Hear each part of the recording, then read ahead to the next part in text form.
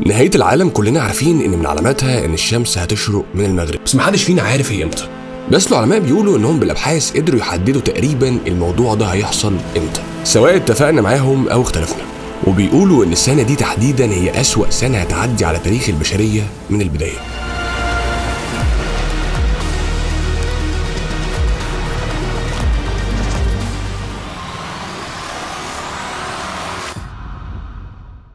اوعى تكون فاكر ان البشرية عدت بحاجات صعبة، لان كل اللي فات ده حاجة واللي جاي ده حاجة تانية خالص. السنة دي هتكون أصعب من اليوم اللي الكويكب ضرب فيه الأرض وخلى غالبية الحيوانات تنقرض، وأسوأ من طوفان نوح اللي ما تبقاش فيه غير الصالحين اللي نجوا على السفينة عشان يعمروا الأرض بالخير بعدها. بس قبل ما أعرفك تفاصيل السنة اللي حددها العلماء، تعال معايا نسترجع الماضي ونشوف إيه أسوأ 5 فترات عدت على تاريخ البشرية. وهنبدأ برقم 5. تفتكر ايه هي أسوأ سنة مناخية مرت على كوكب الأرض؟ السؤال ده اتقال في بحث تاريخي في فترة ما بعد سقوط الإمبراطورية الرومانية. العلماء طلعوا في رحلة يستكشفوا فيها اللي حصل في المناخ في خلال العصور اللي فاتت، ولقوا اكتشاف مرعب. انك لو رجعت بالزمن لسنة 536 ميلادية هتلاقي الأرض كانت مظلمة ومفيش أي نور. وده مش عشان انك انت وصلت بالليل بعد ما الشمس غربت، انت لو استنيت بعدها 24 ساعة برضو الشمس برضو مش هتطلع، وهيعدي عليك شهر والتاني والارض كلها ضلمة. السنة دي ما كانش فيها اي حروب، بس كانت من اسوأ الفترات اللي عدت على تاريخ الارض. العلماء فضلوا محتارين ايه نوع الكارثة اللي ممكن تسبب الضلمة دي كلها وتعمل عصر جليدي متأخر، وطلعت البراكين. الرماد والغبار انتشروا في الجو وعملوا طبقة كبيرة على شكل سحابة سوداء حجبت الشمس، وانخفضت درجة الحرارة عشان يبدأ أبرد مناخ عدى على مدار آلاف السنين. وتعرفت الفترة دي باسم الشتاء البركاني. احنا كل يوم بيبقى فيه بركان بيثور على وجه كوكب الارض، وفي اللحظه اللي انا بسجل فيها الفيديو ده هتلاقي اكتر من بركان الغبار بتاعه طالع، ومش بيحصل مشكله عظيمه في الكوكب نتيجه الكارثه اللي حصلت في 536 ميلاديا ان المحاصيل ماتت، وحصلت مجاعه عالميه موتت ملايين البشر. فتره الشتاء البركاني دي كانت موجوده في كل العالم، يعني لو انت في مصر هتشوفه، ولو انت في اوروبا او امريكا برضه هتشوفه. لحد النهارده العلماء حاطين علامات استفهام كتيره جدا حوالين سنه 536، ومش مقتنعين ان مجرد براكين تكون السبب في الكارثه دي. كانوا بيعتقدوا ان كل الحاجات اللي بتحصل دي هي غضب من ربنا بسبب خطايا البشر، وبداوا ينادوا في الناس بالتوبه. رقم 4. لو عندك اكتئاب بسبب الدولار ومبقتش عارف تتجوز ولا عارف حتى تجيب العربيه اللي كان نفسك فيها لان ثمنها بقى الضعف، وفجاه حسيت انك انت بتدور في ساقيه وبدات تاخد ادويه اكتئاب وكل يوم بتفتح جوجل عشان تشوف اخبار الدولار والاقتصاد العالمي، وبقيت على طول خايف من التضخم، فلازم تسمع القصه دي. في 29 اكتوبر 1929 واللي كان موافق يوم 3 حصلت كارثه اقتصاديه عالميه، كارثه بكل المقاييس اللي احنا فيه النهارده بالنسبه لها لعب عيال. الولايات المتحده كانت خارجه من الحرب العالميه الاولى كقوه اقتصاديه ليها قيمتها، لكن اليوم ده كان اسود لدرجه انه اتسمى بالثلاث الاسود.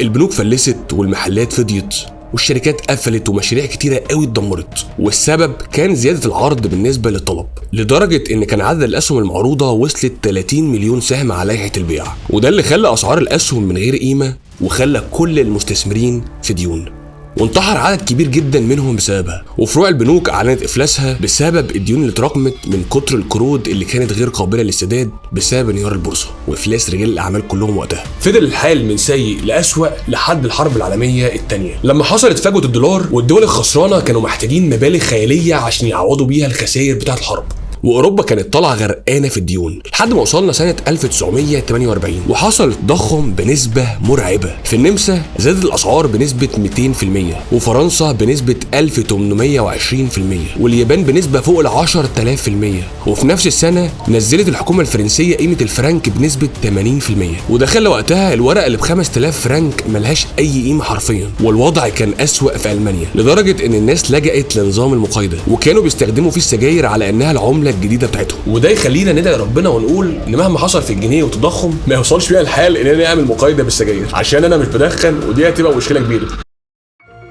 تخيل تصحى من النوم تلاقي شعب بالكامل اختفى، 85 مليون بني ادم اختفوا من على وجه كوكب الارض.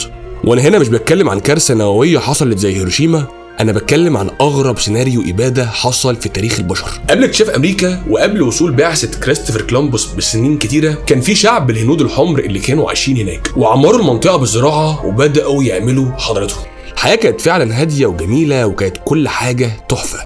ولما وصل كريستوفر في رحلته هناك افتكر ان هو راح الهند بالغلط، بس اتفاجئ انه موجود على ارض جديده. الهنود كانوا بيؤمنوا بوجود آلهة مائية هتجيلهم في يوم من البحر عشان تحررهم. ولما وصل الجنود الاسبان بالسفن من البحر بداوا يقدموا لهم الذهب اعتقادا منهم ان هم دول الآلهة اللي جايه تنقذهم زي ما قالت الاسطوره.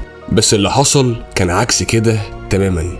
كريستوفر جات له فكره شيطانيه، قال دول شعب منقطعين عن العالم ومش متطورين ولا فاهمين الدنيا بره عامله ازاي، وفوق كده مسالمين جدا. الراجل ده في رايي هو اسوأ من هتلر، فقرر انه يجرب عليهم الاسلحه البيولوجيه.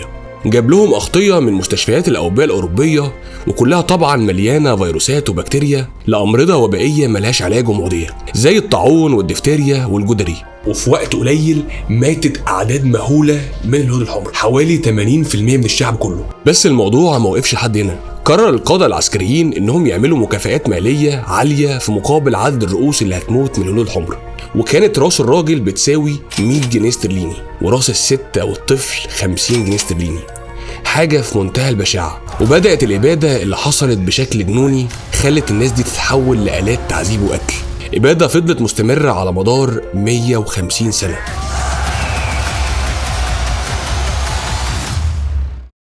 إذاعة جمهورية مصر العربية من القاهرة. تاريخ مصر على مر الزمان مر فترات صعبة قوي، سواء حروب أو ظواهر طبيعية أو أمراض، تحديدا في الفترة ما بين 1065 و 1071. تعالى انت وانا نرجع سوا للفترة دي ونتفرج ايه اللي كان بيحصل. احنا دلوقتي في مصر وهندخل حارة شعبية. الحارة ما فيهاش ولا قطط ولا كلاب ولا حتى محلات، وده امر غريب قوي. بس فضلنا ماشيين شوية لحد ما لقينا راجل بيبيع عيش ولحمة، بس اللحمة كان شكلها غريب قوي، بس ان شاء الله تبقى لحمة كلاب احنا متعودين عليها. اهلا بيك في فترة الشدة المستنصرية، أصعب مجاعة مرت على تاريخ مصر من أيام سيدنا يوسف عليه السلام. المجاعة دي حصلت بسبب جفاف النيل واستمرت لمدة 7 سنين مات فيها ملايين البشر. الأرض جفت ومفيش محاصيل، وبيحكي المؤرخين حوادث لا يمكن عقلك يستوعبها، زي إن أكل القطط والكلاب بقى طبيعي. ده حتى البغلة بتاعت وزير الخليفة اللي راح يشوف أحوال الناس أكلوها، لدرجة إنهم كانوا بياكلوا جثث الحيوانات الميتة.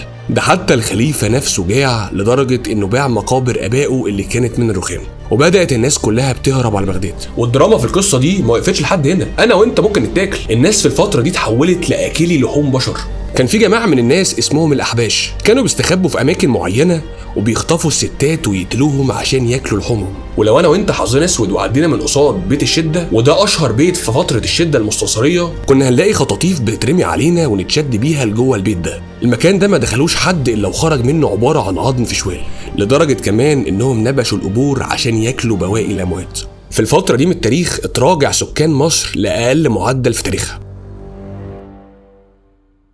نوصل للحاجة اللي أنا وأنت مستنينها من أول الفيديو، وهي إمتى الميعاد اللي العلماء بيقولوا فيه إن الشمس هتشرق من الغرب. أبحاث العلماء بتقول إن سنة 2050 هنكون وصلنا لأعلى مراحل التطور والتكنولوجيا. أنا عارف إن أنت نظرتك عن المستقبل عبارة عن عربيات بتطير وروبوتس بتنفذ كل حاجة لينا وإحنا قاعدين زي البشوات، بس هي نفس السنة اللي العلماء بيقولوا فيها إن التكنولوجي كلها هتختفي والعالم هيرجع فيها سنين كتيرة قوي لورا، كأنك جبت آلة زمن ورجعت لحقبة زمنية ما كانش فيها حد اخترع أي حاجة، للعصور اللي الناس كانت فيها بتحارب بالسيوف والخيول. وهي نفس السنة اللي متوقع أن يحصل فيها شروق الشمس من المغرب. العلماء عندهم طريقة ذكية بيقدروا بيها يحطوا توقعات لشكل الأرض في المستقبل، وده عن طريق دراستهم لجذوع النباتات اللي من ضمنها الشجر اللي بيكون مكتوب عليها كل ظروف الأرض القديمة. وبمساعدة الميكروسكوب الإلكتروني اللي بيكبر الصورة أكتر من 1,000,000 مرة، لما قطعوا الجذع ده بالعرض شافوا فيه مراحل النمو في صورة حاجة اسمها الحلقات السماوية، كل حلقة عبارة عن سنة من السنين. بس في الوقت ده جت المفاجأة، بدأ العلماء يلاقوا إن الواحدة فيها مئات الحلقات ومكتوب فيها الأسابيع والأيام والليل والنهار بدقة، لأنهم ما كانوش فاهمين إزاي عدد الحلقات بتغير كده مع الزمن. بس مع الوقت جت المفاجأة، لما واحد من العلماء اكتشف إن كل ما بيعدي العمر على الحلقة السماوية بيزيد فيها عدد الأيام، وبدأوا يذيعوا في الأوساط العلمية إن يا ريت أي حد يجاوب لنا على السؤال ده، يا ترى ليه بيزيد عدد ايام السنه كل ما بنرجع في الوقت؟ وايه اللي هيخلي حركه دوران الارض حوالين مركزها يكون بطيء؟ وكان الرد المنطقي هو ظاهره المد والجزر واتجاه الرياح المعاكس لاتجاه دوران الارض. الحاجتين دول بيهدوا سرعه دوران الارض حوالين مركزها. والعلماء وصلوا لاستنتاج ان سرعه دوران الارض في بدايه التاريخ كانت 6 اضعاف سرعه دورانها دلوقتي. ونتيجة للسرعة الغريبة دي كان عدد الأيام وقتها بيوصل لأزيد من 2200 يوم في السنة، وكان الفرق ما بين الليل والنهار 4 ساعات بس على عكس دلوقتي. وعملية تباطؤ معدل دوران الأرض لسه مستمرة لحد النهاردة. فبدأ العلماء يحطوا أبحاثهم اللي بتقول نظرية كلنا خايفين منها، وهي إن الأرض لو استمرت في معدل التباطؤ ده حوالين محورها وهيجي وقت وهتقف وهتعكس اتجاهها.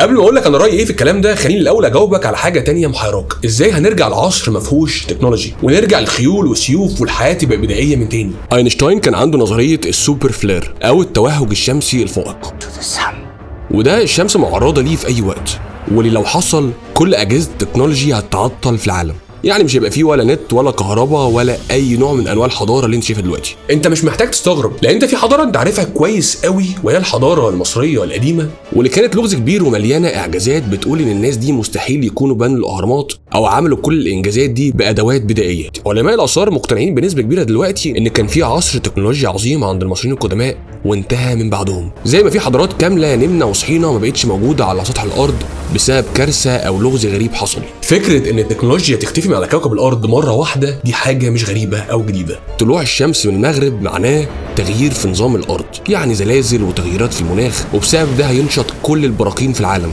وبعدها تنفجر، وهتبدا الارض في الميل، ومعاها هيتغير الموقع الجغرافي لكل حاجه على وجه الكوكب. مع الوقت اشعه الشمس هتخترق المجالات الجويه وهيوصل لنا البرد بتاع الفضاء وهيخترق الكره الارضيه. انا معاك ان الكلام ده غيبيات ومفيش حد يقدر يقول بشكل اكيد امتى الكلام ده هيحصل، وفعلا العلماء نفسهم بيقولوا ان ده رقم تقريبي وارد يبقى قبل كده او بعد كده، بس الاكيد انه جاي وانه قرب. فخلي تركيزك انك تكون مستعد اكتر ليه، مش بس علميا وتكنولوجيا، الاهم من كده اننا نكون جاهزين بعلاقتنا مع ربنا ونتقي ربنا في شغلنا وفي تعاملنا مع الناس، عشان زي ما احنا عارفين بعد اليوم ده الندم مش هيفيد.